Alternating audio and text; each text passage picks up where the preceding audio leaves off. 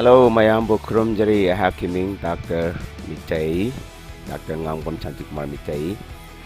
Ngasigi video si eihakna matau karam na off-season da haibadi competition yaudringeida pambom bicep triceps sannabagee haibadi matangda mayamda Paodamjba ni.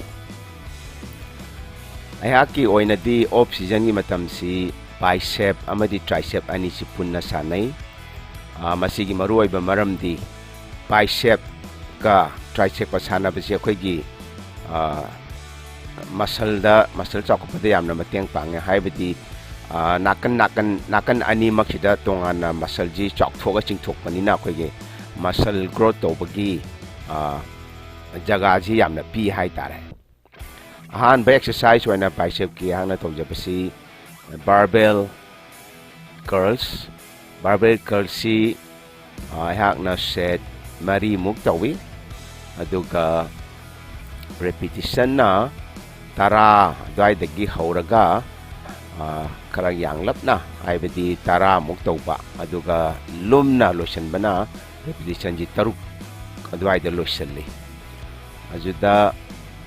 akoigi haijaningba amana akoina bicep si curl taw matamda matak sidai akoina 90 degree da thambidaba 90 degree da thammagadi chap yungna elbow ji matak thammagadi elbow ji da pressure si loi pi dana akoigi pambom ji da akoigi tension ji piba ngamdana bicep sagatpa wai akoigi ahanba tricep exercise wana close grip bench press is tawi masi su akoigi bicep tuga mananaba forces kumba tawgadabani mananaba aduga repetition na akoigi tara dagi hauraga akoigi loisanbada yamna lumna tawbida akoi taruk natra tere kumbada loisanbiba aduna bicep ta set mari tawragadi tricep ta chu set mari gumba tawbiba mai tawragadi nakal ani makse bicep tricep ani si chawba manana chang manana sa pangamgani aduga amana ningchang bigidaba amana akoigi elbow si akoigi arm si yari makai akoi hakchanggee naksan na thamna hotnaba akoigi tricep sigi close grip si tawba matamda adumaina tawragadi akoina tricep si da phadana akoina panba ngame akoina sannabasida adu tricep akoi pambom ji hakchanggee lapthokna thammagadi akoina panba si watle chest romda oi chakki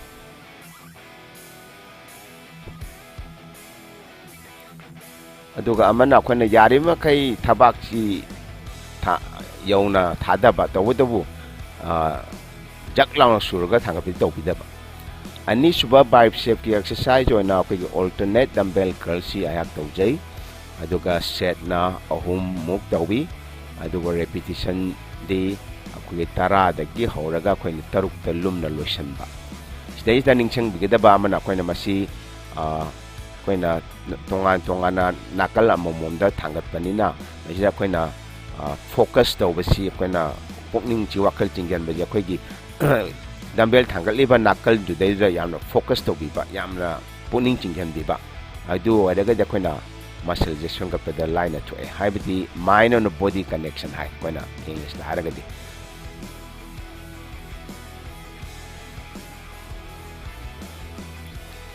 aduna akoina sai pambom ji thangkapa matamda mukpa matamda curl to matamda akoina kanna muksanba koi loisan lapai sidaida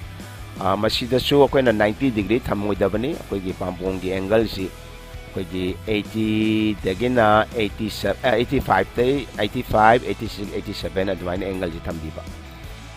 adu argadi pambom ji deida phauhan bangame ko tension do pi bangame tricep ki ani suba exercise ana tricep curl crusher kawi masida isla ko na barbell paraga barbell na yam tong na masida aduga set si ahum gumba tawbiba aduga repetition na tarada hauraga loisan bajina akoigi taruk gumba loisan biba set ahum tawbisida sida isla yari makai akoigi elbow kai pambom chi kuninga pambom ga ko yari bagai hakchanglom da naksin na hotna biu eihakna tawbasi ai khuche tenmandana hekta phaktokpa adum oye aduba eihakki leijabi hotnadana adum masi yari ge hakchanglomda pambom ji hakchanglomda naksin na hotnai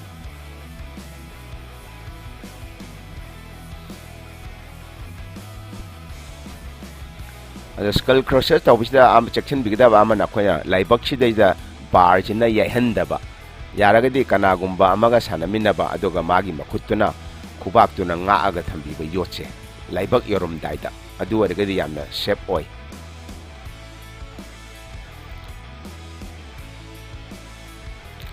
shoes sina koklomdagi namba ahom suba bicep exercise in alternate concentration dumbbell curls kawi haibadi nakal amamong khatang tawba aduna sisu akoina set ahom gumba tawbiba aduga repetition na tara adwaida yanglap na hobiraga yamna lumna taruk lotion biba haibadi tara nipan taruk smaina set ahom sana bisa tawba yai adu ningcham gidaba amana koi oinaga yenaga si koi set sumana hanba aduga repetition sumana tawbiba hoi pambom chawa manadaba mioi khara su leko moi gi oinadi koina chawa watpas nakanduda koina set si ama nigumba henjana tawbiba aduga repetition na taruk tagan nipan adwai bok tawbiraga set amani henjan biba yai adumai tawragada koina koigi chawa manadaba se manahanba ngamme ayamana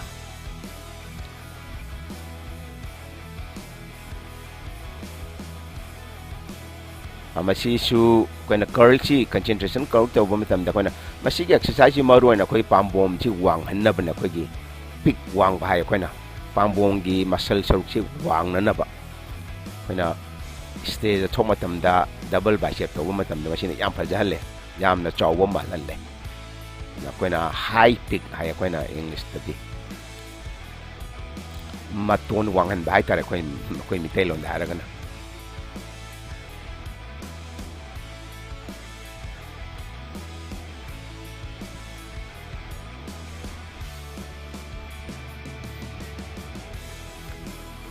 tricep ahom suba tricep exercise oina cable tricep push down tawi sina tabida su koina weighted dips ana koina dumbbell natraga barbell hapaga koina bench ta pamaga tawbudi su yai adum sinnaba yai masigi si koina set ahom gumba tawbiba aduga repetition na tara adwaida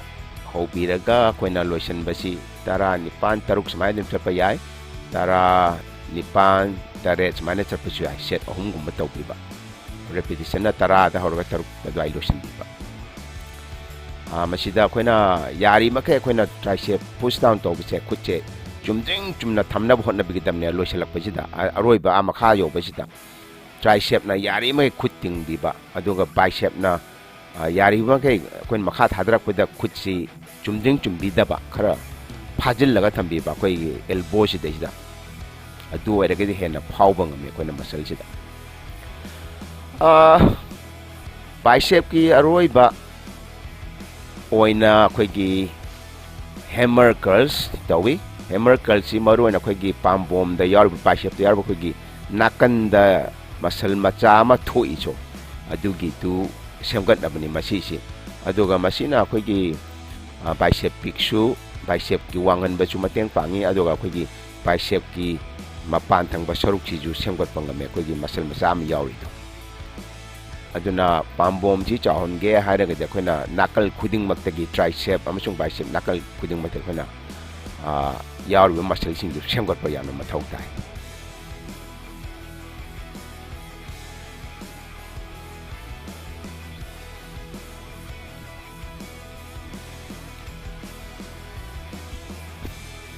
off season oibnina yariba makai koina exercise yam ka hena tawbidaba aduna exercise item bicep ahum tricep ahum tawraga dum yabsu yawi aduga mari pangal yamna leiragana koina item ji mari gumba tawbiba asidagi hena tawraga di thulona kana ba phangoi maramdi koina yam ka hena sanasan base koina chawba ngamde marun off season da sigi hammer siga पाना बखोना tricep item अमगा हप्चन बिरो मधु tricep kickback हाय खोना dumbbell kickback तोबा नत्रगा picture the उलिबा समायना नत्रगा खोगी cable दा kickback तोबा याय नत्रगा dumbbell छि तोबा याय mayambu thagachari video achibu yangbi like, subscribe, amadi share tawbiyu. Thagachari.